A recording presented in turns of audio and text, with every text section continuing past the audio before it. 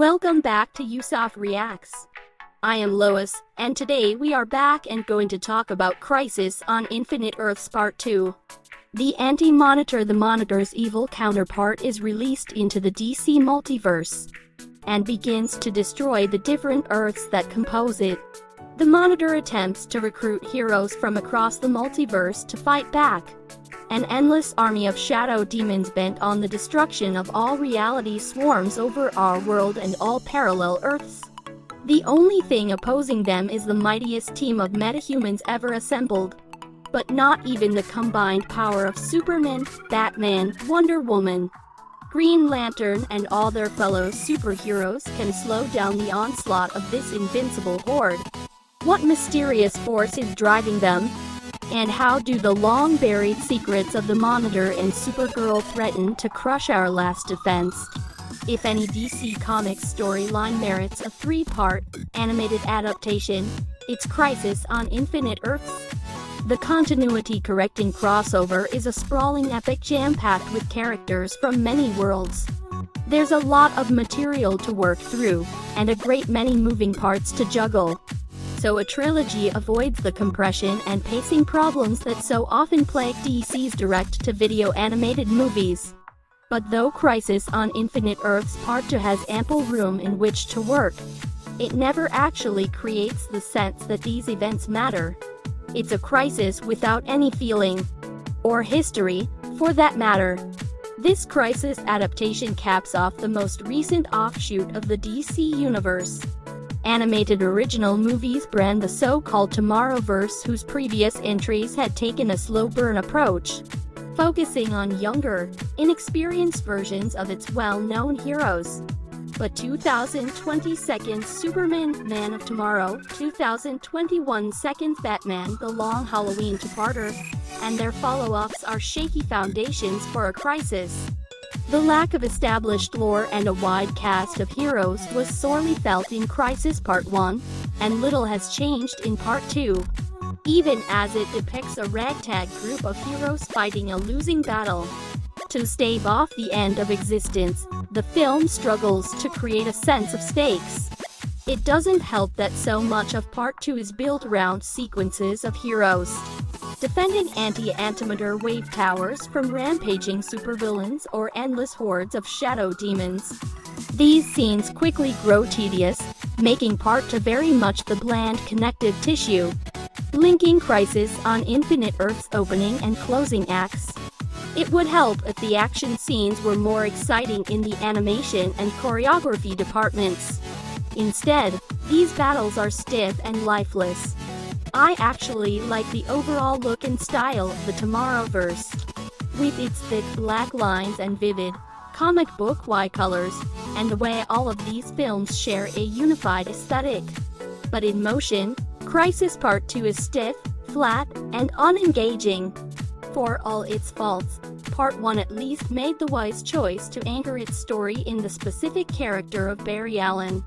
While that resulted in a movie with too many non-linear time jumps, it still had Barry's emotional journey as a through line. It belatedly established a sense of legacy for Barry as it explored the key moments of his relationship with Iris and their ultimate, shared sacrifice. Part 2, by comparison, has no single focal point. This sequel can't ever seem to decide which hero should be its main protagonist. Is it Jensen Ackles, Batman, a loner exposed to worlds where he let others join his crusade? Is it Darren Criss, Superman, still finding his place as the world's greatest protector? Is it Meg Donnelly's Supergirl, a refugee from a dead world given a second chance at life by the Monitor? Any of them could have been an effective protagonist. But because Part 2 listlessly jumps from one subplot to the next, without ever giving any one storyline the attention it deserves, no hero is able to shine the way Flash did in Part 1. The lead characters aren't the only ones getting short shrift from Crisis Part 2. The film is bizarrely uninterested in drawing on the deep bench of heroes and villains at its disposal. There are exactly 2 cameos of note, and one of the characters has so few lines it's a wonder the producers even bothered in the first place. Connecting the disparate corners of the DC multiverse is part of the joy in past tellings of Crisis on Infinite Earths, the Marv Wolfman and George Prush original comic, or the 5-episode crossover event on the CW's live-action Arrowverse shows. But that joy seems to have completely escaped director Jeff Wamster and writer Jim Krieg. To be clear, cramming in cameos for the sake of having cameos is usually a fool's errand, but in the case of Crisis, seeing familiar faces join the fight really does add something to the bigger picture. Some of the most affecting scenes of the CW's Crisis involve Brandon Routh reprising the role of Superman and the late Kevin Conroy finally playing Bruce Wayne in the flesh. For a film that so consistently struggles to give us a reason to care, Justice League Crisis on Infinite Earths Particle Day only benefited by including more iconic animated heroes in the conflict. We can only hope that Part 3's reunion of Conroy's Batman and Mark Hamill's Joker is a sign of better things to come for this trilogy. The verdict: Crisis on Infinite Earths Part 2 is a lackluster follow-up to an already flawed opening act. Despite revolving around a group of heroes battling to save existence from total annihilation, the film struggles to build meaningful stakes and establish a sense of dramatic weight.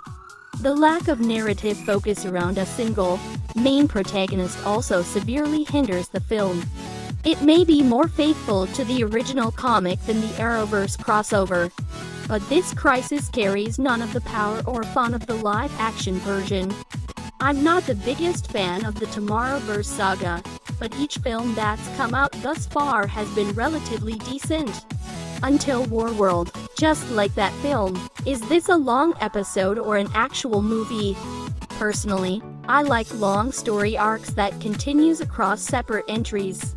But this continuation can't be so much of the focus that it hurts the individual film itself.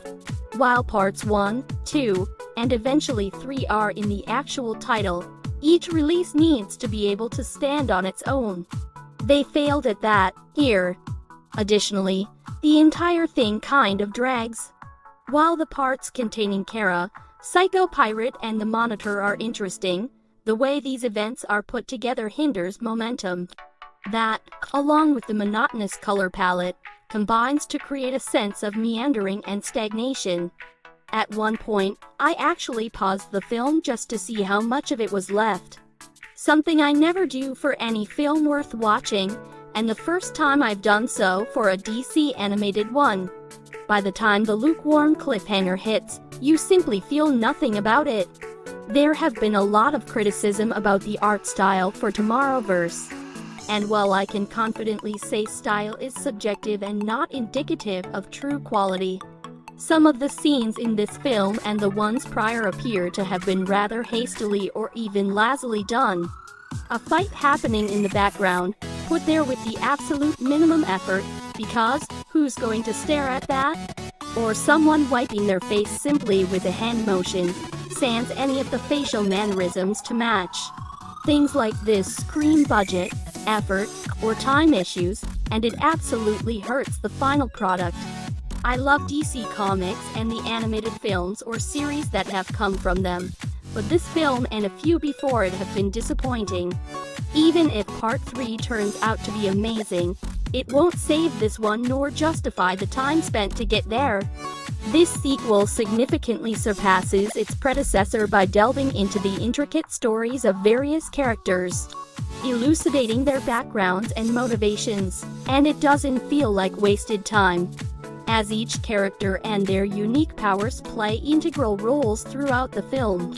However, the execution of certain pivotal moments, particularly the deaths, lacks the cinematic flair one might expect and impact. Additionally, the animation is not the best thing ever.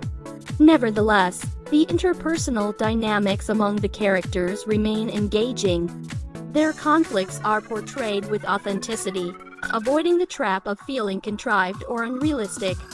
The only notable drawback lies in the character of the Monitor, whose portrayal, while consistent with the film's overarching concept, leaves something to be desired in terms of fully realizing his potential.